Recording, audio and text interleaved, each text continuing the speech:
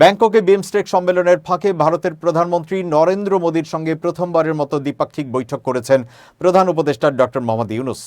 বৈঠকে নরেন্দ্র মোদীকে একটি বিশেষ ছবির ফ্রেম উপহার দিয়েছেন তিনি, যা নিয়ে নানা মহলে উঠেছে প্রশ্ন। ফেসবুক পোস্টে যা পরিষ্কার করেছেন আইন উপদেষ্টা আসিফ নজরুল।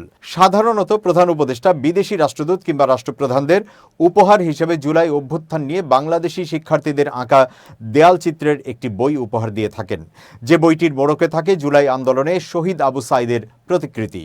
তবে এবার এর ব্যতিক্রম দেখা গেল নরেন্দ্র মোদীর ক্ষেত্রে। স্বাভাবিক কারণেই বিষয়টি নিয়ে উঠেছে প্রশ্ন।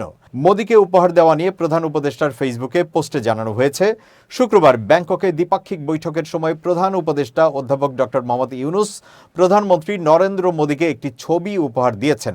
ছবিটি প্রধানমন্ত্রী নরেন্দ্র মোদী ৩ জানুয়ারি ২০১৫ সালে মুম্বাইয়ে অনুষ্ঠিত ১০২তম ভারতীয় বিজ্ঞান কংগ্রেসে অধ্যাপক ইউনূসকে স্বর্ণপদক প্রদানের সময় দিয়েছিলেন।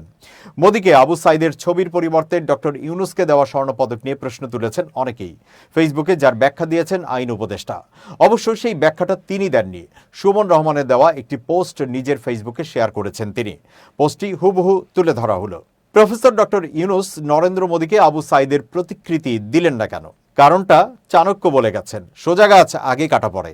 আবু সাঈদের প্রতিকৃতি দিলে সোজা সাপটা হিরোইজম হইত, কিন্তু কূটনীতি জটিল জায়গা। ভারত চাণক্য নীতি অনুযায়ী চলে, তাকে তার গ্রামার দিয়েই মোকাবেলা করতে হবে। ইউনূস কূটনীতি করছেন, হিরোইজম না। তার লক্ষ্য ভারতকে আলোচনার টেবিলে আনা। সেই মেকানিজম করার জন্য তাকে চাণক্যের মান্ডালা থিওরি, তোমার পাশের দেশ যদি শত্রু রাষ্ট্র হয় তবে তার পাশের দেশ তোমার বন্ধু, আর নবীজির পরামর্শ মোতাবেক সুদূর চীন দেশ যাইতে হইছে। ভারত কেন আলোচনার টেবিলে বসতে রাজি হলো?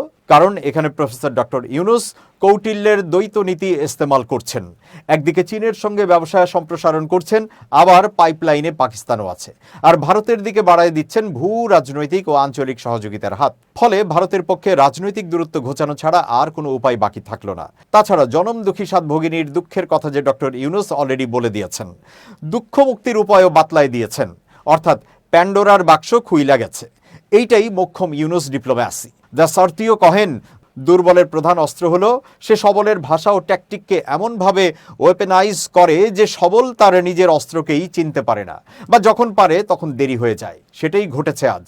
মোদী তার চাণক্য নীতির অশনি সংকেত দেখতে পেয়েই আলোচনায় বসেছেন।